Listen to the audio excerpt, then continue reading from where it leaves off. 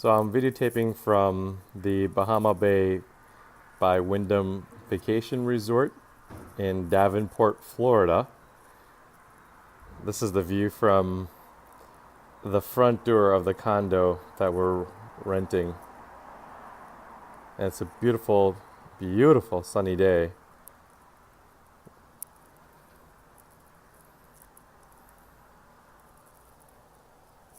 So the main purpose of making this video is to kind of give you an idea.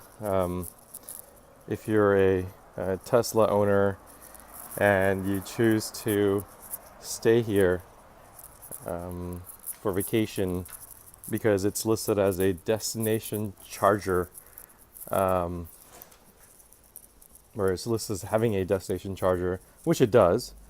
This is just to give you an idea that depending on where the resort puts you up, you may have to walk a relatively considerable amount. So let's go for a walk. The good thing is the walk is pretty scenic. My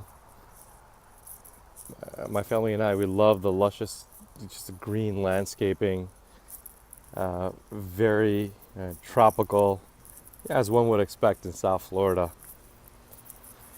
But as we walk, I want you to keep in mind that being South Florida, well, not really South Florida, Central Florida, but either way, being where we are, it's expected basically that, especially during this season, the summer season, we have periodic rainfall.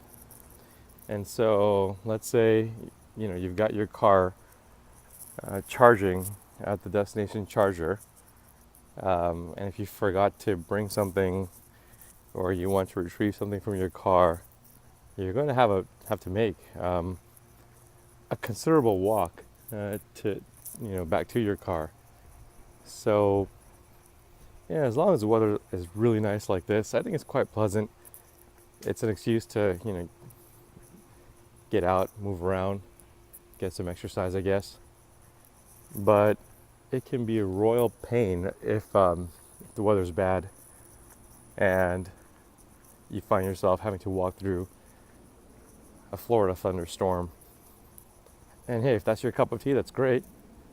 But I think for most people, or at least a lot of people, they would rather not want to walk through a heavy downpour.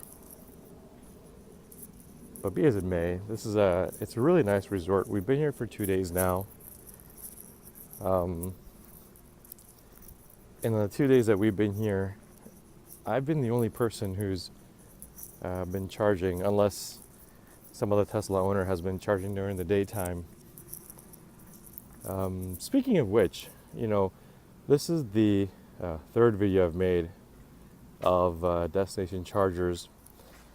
And one thing I've been meaning to address, that I'll address, I guess, in a separate video because I don't have the paper on me, but I just wanted to address destination charger etiquette. So here's what I mean by that. As you guys know, the Model 3 is coming out soon, so the density of Tesla vehicles on the road is going to hopefully significantly increase, which is awesome. But that also means that there are going to be fewer destination chargers available in relation to how many Tesla drivers will be on the road. So what I do, and I would recommend all Tesla drivers to do the same, as part of being good stewards, I guess, and by extension ambassadors of the Tesla brand, whether you like it or not, is to print out a sheet of paper or write out on a large sheet of paper just a little note. Mine says something like, "Hey, fellow Tesla driver, if you need to charge your vehicle, please text me at this number," and then I obviously provide my cell phone number. And if you don't want to provide your cell phone number, that's fine. You can also make a free Google account, a Gmail account, with which you can make a Google phone number. So you can always use the Google phone number because that'll allow you to make calls, receive calls, and texts as well. So my note will say, please call or text me at this number, and I will happily unlock my charging port remotely from my app. I mean, I don't say all this, but this is what I would do. So basically, the note says, please call or text me if you need to charge, and I will unlock the port. So if you know much about Tesla, or a decent amount about Tesla, you know that you get an app that you can download on your phone, on your mobile phone, from which you can do things like honk your horn, unlock your car, flash your headlights, summon the car as well, of course. And yeah, just basic functions like that. And I think the functionality is only going to get better. So, but that I'll say that for a different day. So here we are. This is I've been videotaping for about a little over 6 minutes now, and we've just reached what they call the clubhouse. Here's your greeting to the clubhouse. Awesome. So this is again, Bahama Bay Resort and Spa. It's Orlando, but the technical mailing address is Davenport, Florida. I guess that's the suburb of Orlando. So this is the clubhouse.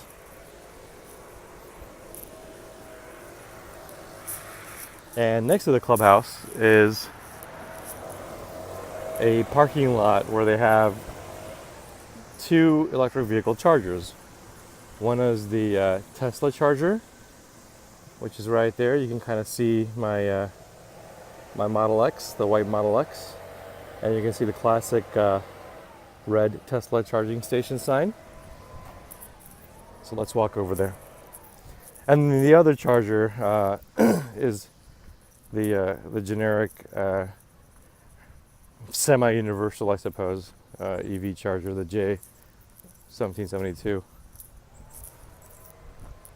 So let's take a look at those. So again, let's look at the time we've been walking. So it's been, now of course I've been casually walking, so it's, with that being in mind, we're approaching 8 minutes. So again, sometimes being Central Florida, it can get really muggy, so you want to keep those things in mind. And part of the elements, of course, includes the nasty mosquitoes of Florida. By the way, so there's my beautiful ride. So that's where the Tesla charger is, and this is where the other EV charger is. So it's nice to have this. Electric vehicle parking only. Here's another one, electric vehicle parking only, but this one's occupied by golf carts. And let's see what they have over here. All right, they've got regular outlets. I was hoping that they would have at least a NEMA 1450, but nope. There we go. So what do we have here? Legend. I've never heard of that brand before. But then again, I've been in the EV game just for like 4 or 5 months officially. And there you go. So if you have a Tesla and the Tesla charging station is occupied, sorry about that noise, by the way, in the background. I can't control for that. But yeah, so you can always use your adapter and plug in from there. So there it is.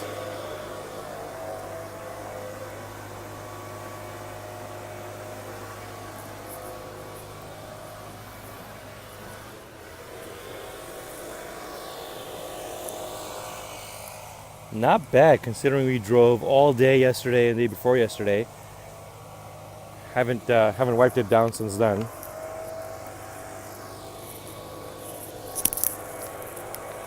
Let's see.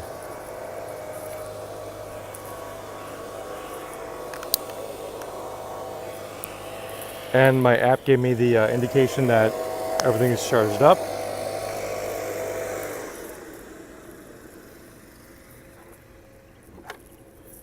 Hello, pretty. And there we go. Oh, and part of the etiquette that I was talking about is it would be good if instead of laying the cord down like this and allowing grime to be picked up by the cord, it's good to kind of wrap it around the charging stall the way it was designed to be.